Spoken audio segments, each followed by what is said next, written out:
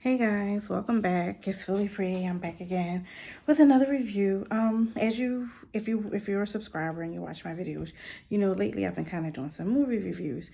Well, this is one that I hadn't done, and I was like, what, I should do one for this. Swing Kids. Let's just jump right into it. I wanted to watch this movie, I should say, for two reasons. One, I love Dio. Like, whoo, love him. And not just because of EXO. And, to all the EXO fans, I ain't trying to throw no shade or nothing, so don't be trying to come for a sister. But EXO is great. I love EXO. I think he's great in EXO. I'm not taking anything away from that. But when he acts, I'd be like, the day you leave EXO and become a full-time actor, I'm okay with that. So that's just my personal take. You ain't got to be all mad and hating. That's just how I feel. Long story short, I watched this movie because of him, number one. And two, because I love Tap. And I also love the guy who was playing like the main character as far as Tap as it was called, Jared. I think he's a phenomenal tapper. So those are my two reasons. All right. Now that we got this squared away as to why I watched this movie, let's talk about this movie. It's set during war times, when North Korea and South Korea were fighting, and, then America came and helped South Korea, but then the Chinese started helping North Korea, and, so they've got these prisoner of war camps. That's basically, let's just get down to it. So they've got these prisoner of war camps, and there was this video that was like done or whatever, and at this one prisoner of war camp that was in North Korea, it was showing how they were being treated, and it was this, and they were getting news coverage. So now the idea is, because it's always about propaganda and political and getting, news stories or whatever, it was like, we got to get, this on the news. So they got rid of whoever was in charge of the prisoners of war in South Korea that the American government was like handling. And so they hired this guy, I think Richardson, whatever his name is. I don't even remember the guy's name who was the new head of it. But his thing was he wanted to be his name to get out there. And he wanted to do something grand, to have the reporters come and see how he was handling and, bringing them together and, whatever. So he decided there's only one that it shows. There's only one black guy, black person, man, whatever, but black person who is a part of the army. He's actually a sergeant, but during that time, because, during the times that this was taking place, basically, even being black, being a sergeant, he still dealt with a lot of racism. And as always, tough being a black man. Let's just put it out there.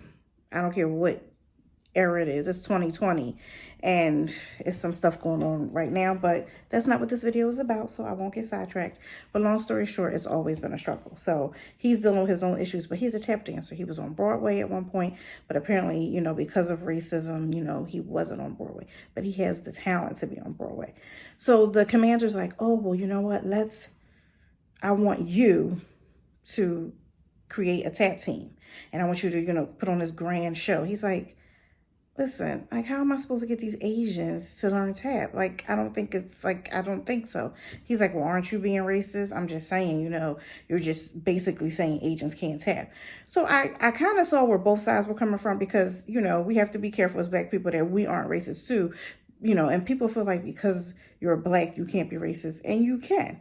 So long story short, he's like doubting the skills of Asian people and if they can pick up tap dancing. So, but he wants what he wants. And of course they they dangling something in front of him.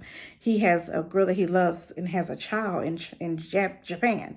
And he wants to get back to Japan so that he can make her his wife and, they could be a family. He's like, well, I have the power to send you back to the US where you can never go back to seeing your family. Or I have the power to send your orders where when you leave here, I send you back to Japan so you could be with your family. So because of that, he decided to do it. And, with any Korean movie, it's just, it's just a lot going on. It's a lot of pieces to it. It's definitely going to be some violence and, I figured that because it was like a prisoners of war type movie. So there definitely was some violence between the sides. And But the one thing, I don't want to talk about the violence. I don't want to, I mean, I could harp on all of that, but I want to talk about some of the positive things before I get to some other stuff. This movie shows you how people could come together because of music, dance, and it's universal. It doesn't, those are things that have no boundaries, and they have no color. That theme of the movie I loved, because you watch these people who were prisoners of war, who were against each other and different sides, but when they were watching dance, they were all happy together and clapping together and laughing together. Like, all that other stuff was forgotten. And, as somebody who loves a lot of types of music, and I love dance as well, even though I'm not a great dancer, it was just good to see that. And it just shows you that it doesn't matter what your race, color, creed, whatever it is. And as somebody who loves K-pop and being a Black woman, it's like, you can't even speak Korean. Okay, well, so I like Spanish music too, but I'm not fluent in Spanish either, It's like, so what? So it was just really nice to see that underlying theme in the movie. And, okay, so we'll get down to it. Of course, there was a lot going on. I love seeing some of my favorite actors from Korean dramas actually in this, and seeing, the parts that they played and seeing them dance or speak English. And it just was nice. So it boils down to, you have Jackson, who's the Black man who was going to teach taps. You got Dio, who's like the other star, and he's like on North Korea's side, but he's basically going to join this American troupe and learn an American dance. And then you've got one Korean woman, one Korean man, and one Chinese man. These five come together and create something magical. They create a friendship, a bond. They start protecting each other in different scenarios, all basically for this love of this art. And it was just great. So, but then some things break out, and they kind of disband. Somebody sets the Black guy up, so he goes to the war. He gets put in a jail cell there on the camp and whatever. Long story short, they decide to help him to get him out by doing this dance, and it kind of goes a little messy, but it was so messy that it became funny that everybody loved it, and they got him out, and he was basically told again by this head commander, listen, you pull this off, you'll go to Japan. But then North Korea is prisoners of war are plotting some stuff. There's this commander on their side that nobody knows who he is. I was actually a little surprised when I found out who it was, but when I tell you he played that part, he played being dumb so well. But all that to say, you have such moments of enjoyment, and you have some sad moments, and some very violent, gruesome moments that I could kind of do without, but you had to get through to watch the movie. But I bawled my eyes out for the last good 10 to 15 minutes of the movie. At first, I'm happy. I mean, and they're on stage, and the reporter came, it's Christmas, and they're dressed, and they got their tap shoes, and they're going to pull this off, and they're putting on this phenomenal routine. I love what Jackson had to say before they started, basically telling that commander to kiss his behind, and that was liberating, yes. And they got the band playing. I mean, it's beautiful, and they are tapping their hearts out, and I'm living for it. I'm loving it. And then I already knew that something was going to happen, just based on what they wanted the guy from North Korea to do. So he goes to do whatever it is they want him to do, but he doesn't want to do it. And then his brother actually does what he didn't want to do. And then all heck breaks loose. It's nothing but violence and bullets flying and his brother dying.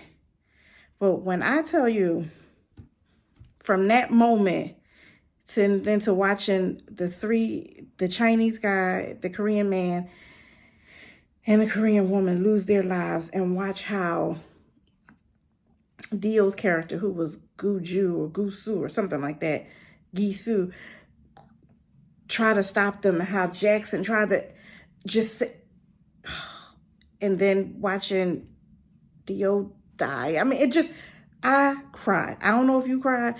I was supposed to at one point go see this in theaters a long time ago, like when it was in theaters. But then I was like, I missed it, whatever. And I ended up watching it at home when it was on like some streaming site.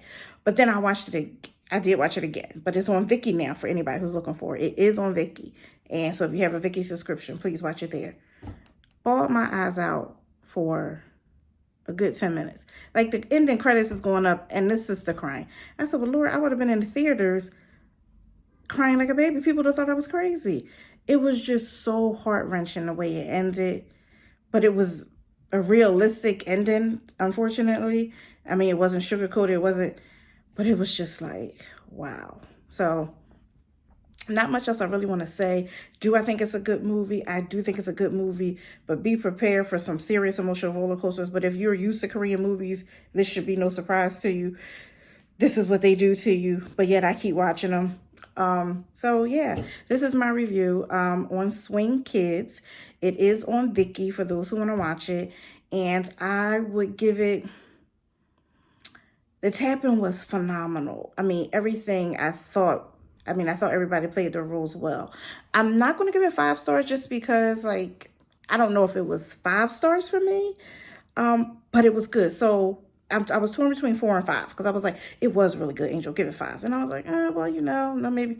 That ending, I think just because I was so distraught from the ending that I was like, no, I'll give it 4. But I'm going to compromise. I'm going to give it 4.5. So this is Philly Pre on Swing Kids, which is a Korean movie.